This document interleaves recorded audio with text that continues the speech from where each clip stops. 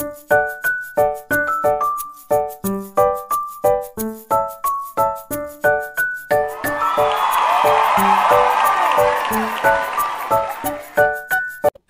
day mga kahuntahan, kumusta po kayo? Welcome back to our channel.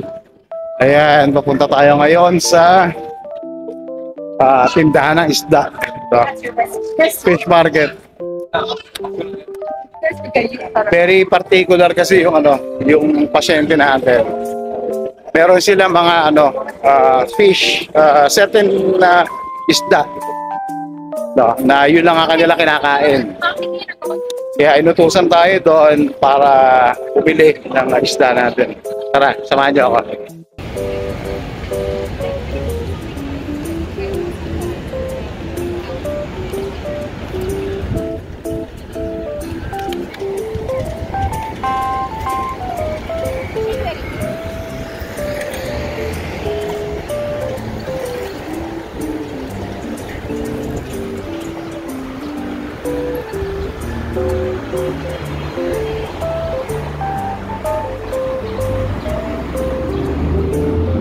So far, okay na may trabaho natin. Mabait yung ating mga pasyente pareho. Yung mag-asawang babae at lalaki. Pareho sila mabait.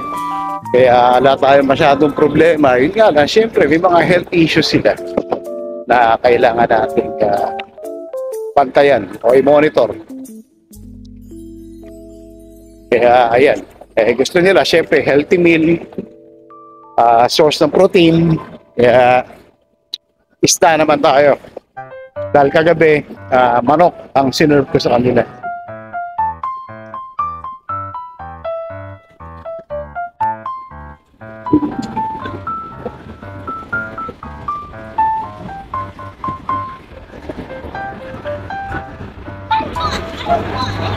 Having your bacteria.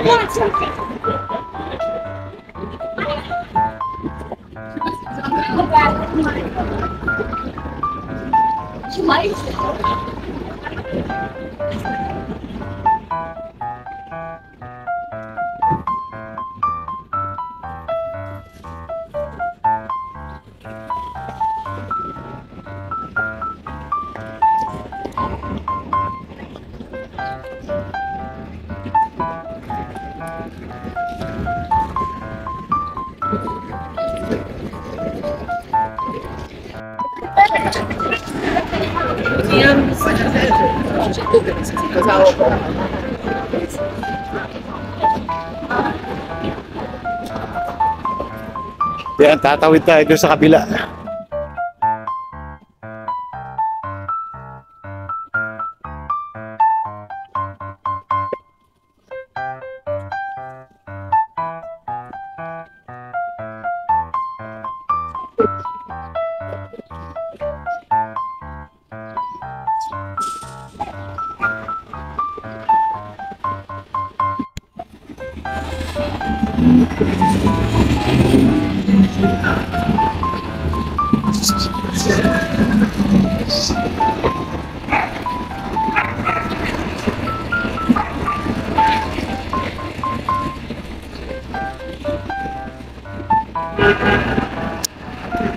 Okay, dito tayo pupunta.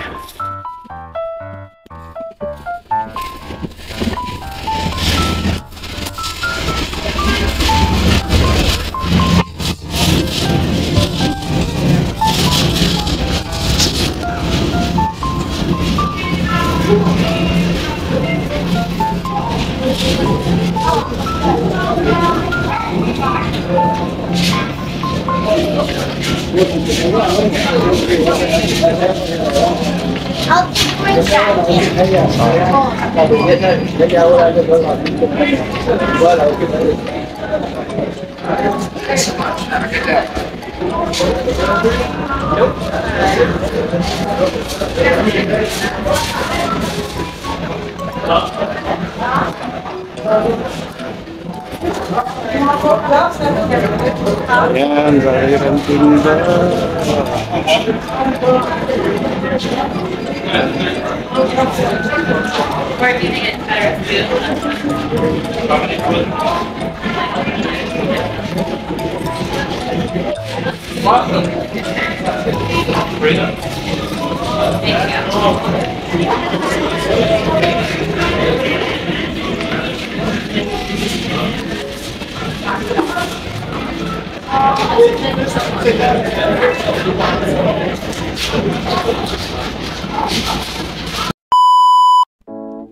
Alright, ayan guys, nakabili na tayo ng isda, nakabili na tayo ng mantika, nakabili na tayo ng breadcrumbs na gagamitin. At ito, tingnan natin kung magkano inabot. Ayan, $43.47. Ayan, no? So ano siya? Kulang $45. Pagka convert mo yan sa peso, Diyos ko. Pagka convert mo sa peso yan, nasa mahigit 2,000. Para sa kalahating kilong isda, mantika, tsaka breadcrumbs. Napakamahal. Ayan, babalik na tayo sa bahay ng pasyente. Galakad tayo.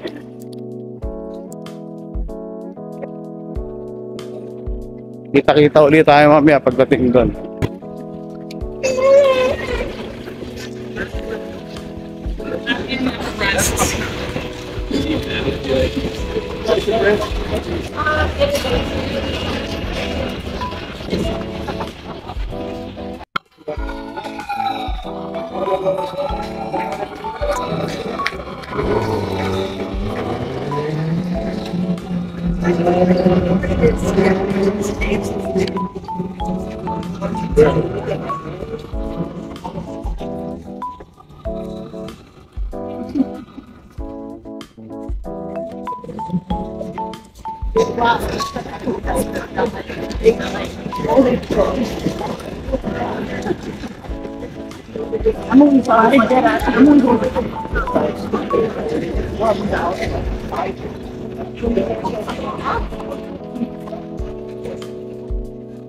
Share ko lang mga kauntahan.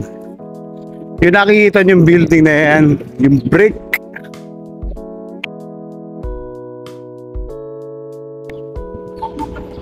Yan. Yan ang bahay ni Madonna. Dito sa New York. Yan. Bali ano siya. 2 building na pinag-isa. Tapos doon sa kabilang kanto naman, si Denzel Washington. Ayan, bago pa oh. Pwede pa. Tinatapon lang nila dito. Sayang. Yan, dito na tayo sa building. Kita-kita ulit.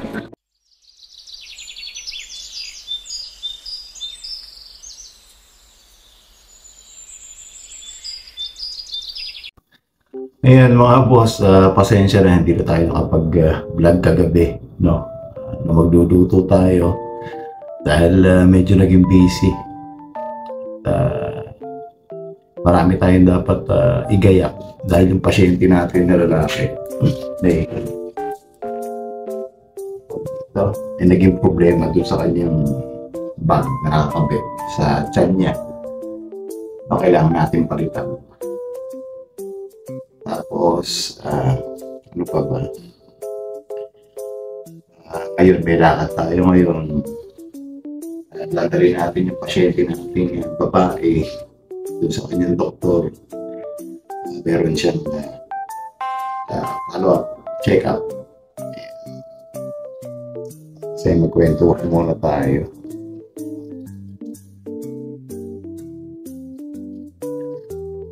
Para magkape tayo.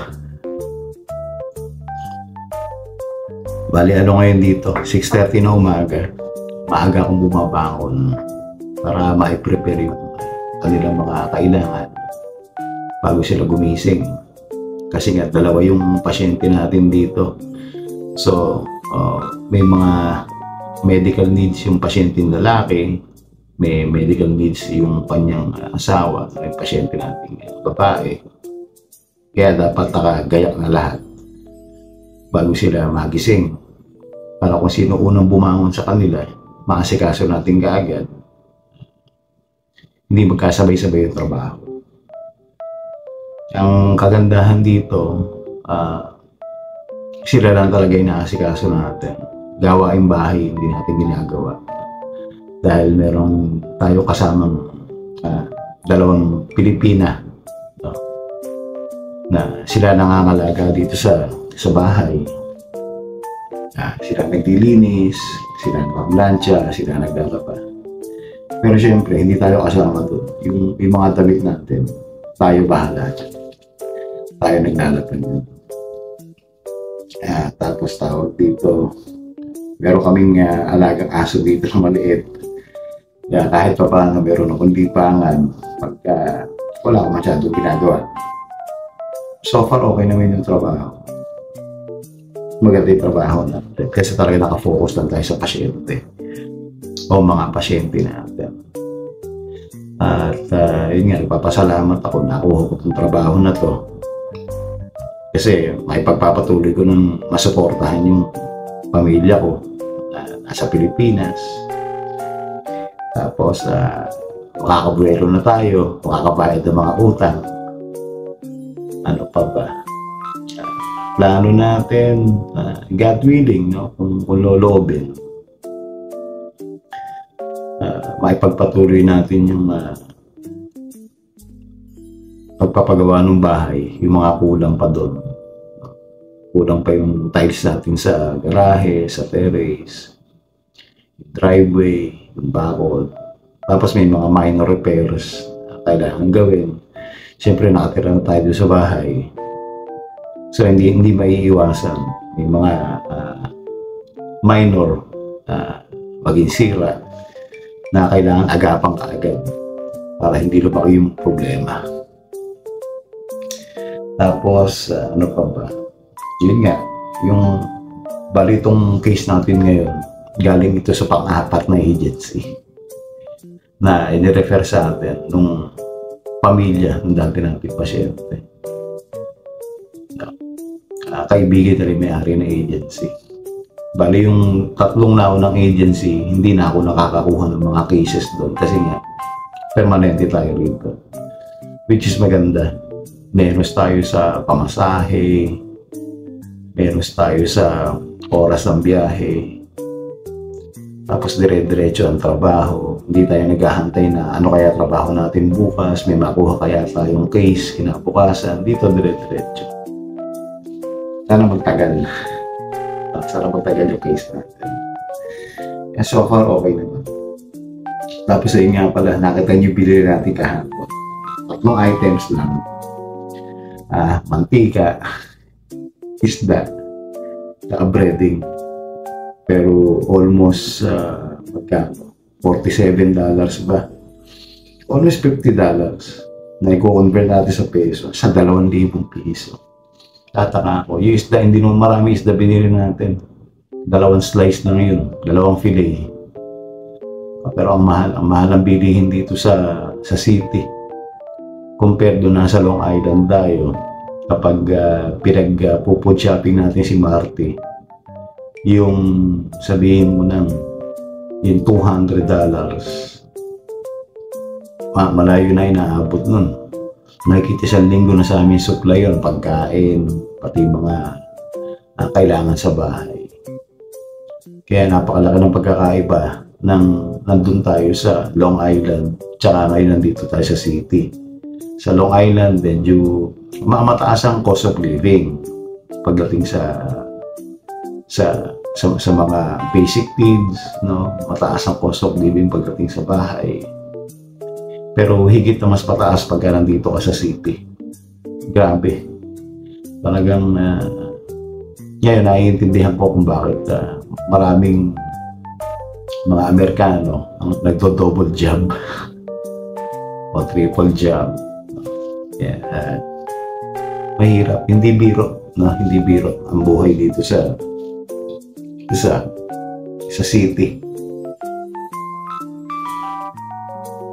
Napakahirap. Convenient. ay malapit sa lahat.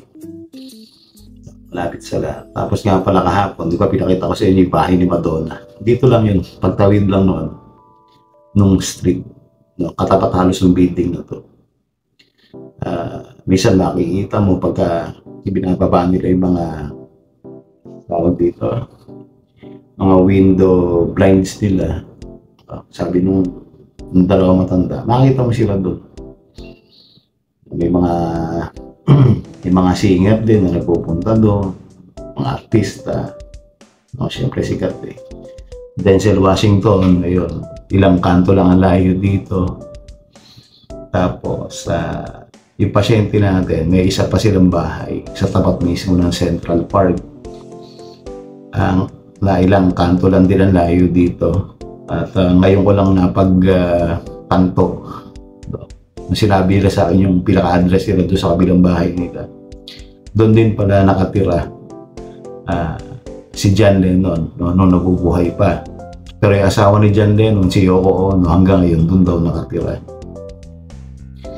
Bali doon, sabi nila, mas malaki yung unit nila doon. Ngayon, simula nung naging sakitin sila, nagkaroon ng mga medical issues, lumipat naman sila dito sa bahay na to, dito sa unit na to, kasi ito mas malapit to doon sa bahay ng anak niya. Yung bahay ng anak niya dito sa kabilang building din. So pagka may emergency, madali makakapunta yung mga anak nila o yung anak niya ng pasyente. Kaya tawag dito, mas pinili nilang dito muna sila. Pero may bahay sila doon sa kabila. Tapos may bahay din sila sa Long Island. Kung natatandaan nyo, yung pinuntahan natin bahay ni Marty, malaki. So, nandun din sa area na yun. O yung kanilang pinaka-bakasyonan pagka-summer. Kaya pagka-summer, kung nandito pa tayo, ayun, baka balik tayo ng Long Island, no? Sa Hamptons. Ganda rin naman doon, malapit sa dagat. Yeah. So, ayan, magkape-kape muna tayo at siyempre, i-update ko ulit kayo pagka meron tayong mga bagong ganap. Belated happy birthday nga pala kay Parang Jimmy. Kay Parang Jimmy Speaks TV. Happy birthday pare. More blessings, no? More success. Happy anniversary din sa inyo ni Maring Amihan. Ayan. Stay in love, sabi nga. At siyempre shoutout din, no? sa aking pamilya, no? Kay Labs, kay Padong, sa mga anak ko, no? Kay Dr. Bebang, no? Kay Pachochay, kay Yuan. Ayan, shoutout din kay Bayaw, Konsehal John Toy Garcia, at sa mga kumpare natin. Na paring Reggie, Lolo Boy, lahat ang ating mga kumpare. Paring Ronald, paring Mac, paring Louie. Ayan. Paring Louie, magkakaanak na naman, kaya congratulations sa inyo ni Paring Joanne. Sana tuloy-tuloy na itong trabaho natin para makabuelo ulit tayo at patuloy natin masuportahan ang ating pamilya sa Pilipinas, no? Pagka nakaipon tayo, uuwi ulit tayo siyempre para makasama sila. So far, yun muna update natin mga kahuntahan. At sa mga susunod na araw, sikapin natin na makapag-vlog ulit tayo. Pero yung live natin, hindi natin maasikaso kasi talagang sobrang busy. At the same time, medyo sensitive yung lagay ng ating mga pasyente. Kaya kailangan tutukan. Kung magla-live tayo rito, siyempre kulitan, kwentuhan, kantahan. Hindi tayo po pwede mag-ingay kasi sa gabi nagpapahinga na sila kasi yung kwarto ko dito katapat ng kwarto nila. At sa gabi hindi sila nagsasarado ng kwarto. Ganoon din ako, no? Lagi nakaawak yung aking pintuan para in case of emergency, marinig ko sila kung tumatawag ba sila sa akin. Kasi baka mamaya nahulog o nagwal, madali natin sila mapupunta. So yan ang ating update mga kahunbahan. Maraming salamat sa inyong suporta. Sana huwag kayong magsasawa Yung mga bago subscriber natin, ayan, welcome po dito sa ating channel. Shoutout po sa inyong lahat. At maraming salamat. Sana dumami pa yung subscriber natin. Katulad ng dati. Kaya, ayan, magtatrabaho muna tayo. Muli, nag-iiwan ako sa inyo ng isang mapagpalang araw. Mag-iingat kayo lagi. Kumusta sa inyong mga pamilya. At kumakaway. Mula sa NY. God bless and bye-bye.